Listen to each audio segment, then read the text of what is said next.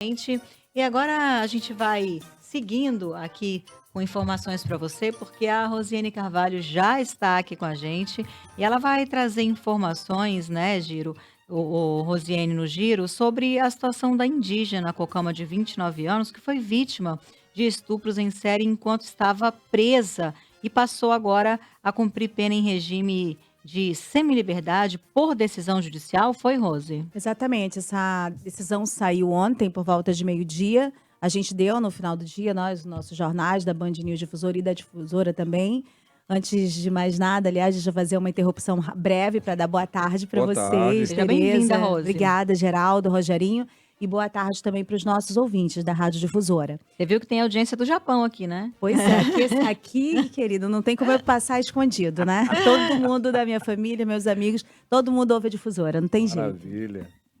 Bom, mas enfim, como todo mundo que ouve a Difusora e também está ligado no noticiário, está sabendo desse caso que ganhou repercussão nacional, que tem a ver com uma indígena que foi sofreu estupros em série, né, numa delegacia no interior do estado do Amazonas, em município de Foi Santo Antônio do Içá, Santo não Antônio foi? do Içá, É. exatamente.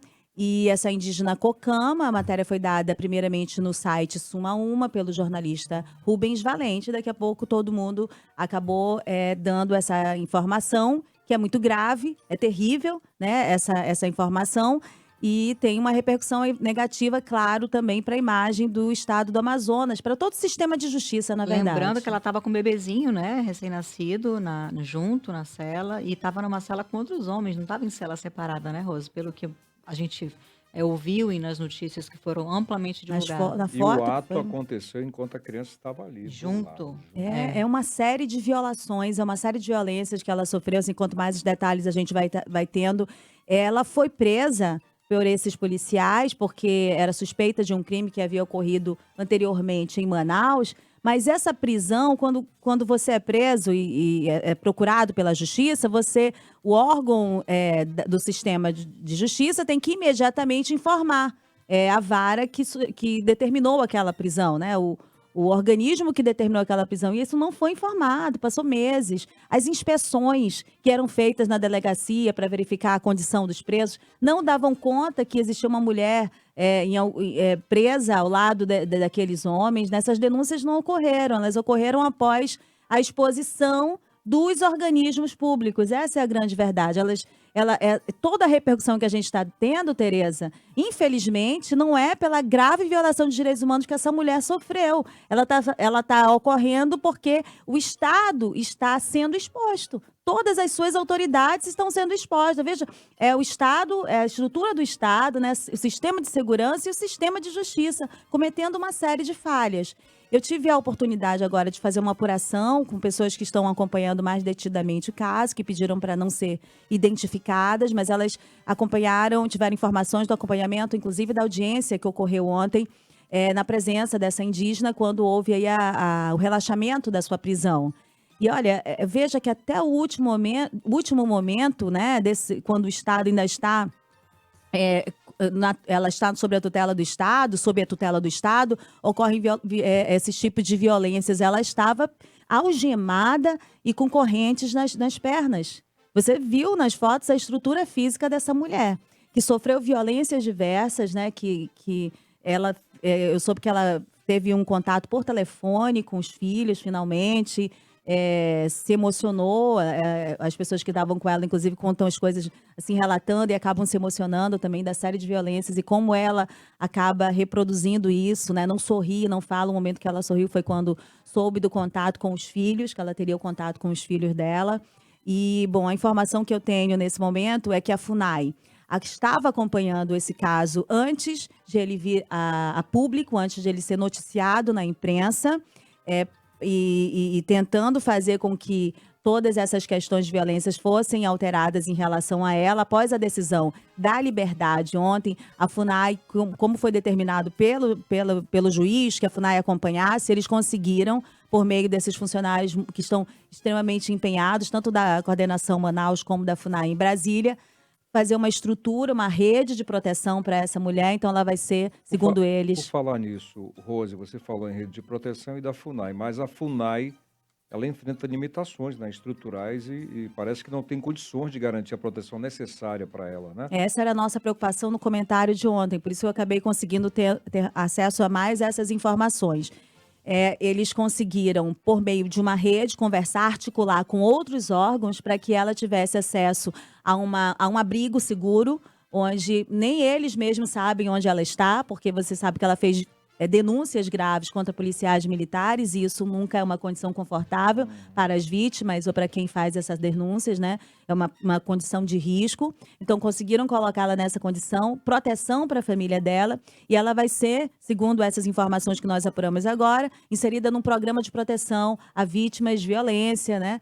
E aí há um acompanhamento que eles vão verificar como vai ser colocado, porque ela é uma mulher indígena, né? Então é uma outra cultura, uma outra condição, e fora as violências que ela sofreu, que tem Rose, toda uma repercussão. por falar em violência, já se sabe, né, já se tem apurado o motivo que levou essa mulher a ser violentada desse jeito?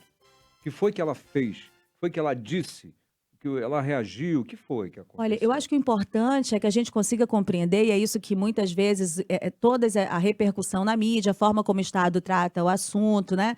Ela não coloca a questão da forma como está. E é o que você está tentando trazer para a gente, para os ouvintes, e quem sabe até para o Judiciário e para o Estado do Amazonas, para o governo do Estado do Amazonas. Não é uma situação isolada.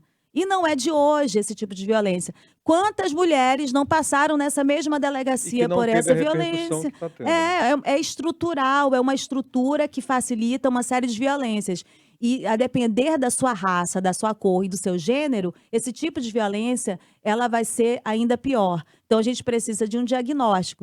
Como está a condição dos presos e das presas no estado do Amazonas, em vários outros estados, mas nós estamos aqui no estado do Amazonas, É pior do que a gente imagina. Com né? certeza, e não é de hoje, Geraldo. Eu lembro que há 20 anos, quando eu fiz uma reportagem no Diário do Amazonas como repórter de polícia, naquela ocasião também cobríamos polícia, uma das primeiras matérias que eu fiz eram de denúncias de violações de direitos humanos contra presos que eram violentados, homens violentados dentro do próprio presídio, e essas filmagens vazaram. E a suspeita era que quem estava ali e deveria fazer a proteção era o cinegrafista que filmava as violências. Só para reafirmar tudo que você disse, que nosso tempo já está esgotado, Rose, a gente tem uma notícia que vai dar hoje no policial, de um policial militar da reserva que foi acusado de estuprar uma interna do sistema prisional durante uma transferência de Humaitá para cá. Essa prisão ocorreu ontem, Geraldo. Portanto, infelizmente, é uma realidade. Eu acho impressionante como o tempo corre quando essa Rosiane Carvalho está aqui, rapaz. É impressionante, assim. 10 minutos viram 3 minutos. É impressionante, mas isso a Rose tem bastante informação para a gente, detalhes maravilhosos, e é por isso que o papo é bom, é importante você saber disso, é por isso que corre. Mas eu já convido a Rose para voltar amanhã, dentro do teu dia de trabalho, para que você amanhã já deixe aqui uma pitadinha, né, para os ouvintes ficarem ligados, contar para a gente a respeito de uma pesquisa eleitoral para o governo do estado do Amazonas. Pode ser? Claro, e amanhã no Exclusiva nós vamos tratar de política, de economia, sobre essa questão do tarifaço do Trump, né, suas repercussões políticas e econômicas, e a gente vai trazer aqui todas essas informações. Por fim, rapidamente, tem uma informação que foi publicada no site Suma Uma, agora há pouco, dizendo que o governo do Amazonas vai indenizar em R$300 mil essa indígena, a indígena Cocama, que fez a denúncia contra os policiais. Lá na apuração davam conta também que já havia uma conversa do advogado dela com essa questão de encerrar o caso pagando uma indenização. Mas veja que é importante que se encare que este não é um caso isolado, né? Exatamente. Rosiane Carvalho volta amanhã, inclusive, já deixei para você ficar sintonizado, que a Rose vai chegar entre 5h15 e 5h30, para que você acompanhe o que ela tem para trazer para a gente sobre essa pesquisa eleitoral para o governo do estado do Amazonas, muito importante. Tá bom, Rose? Tá ótimo, adoro estar aqui com você e com a Tereza, para mim é sempre um prazer. Obrigada. 17h46, na volta tem bate-papo esportivo.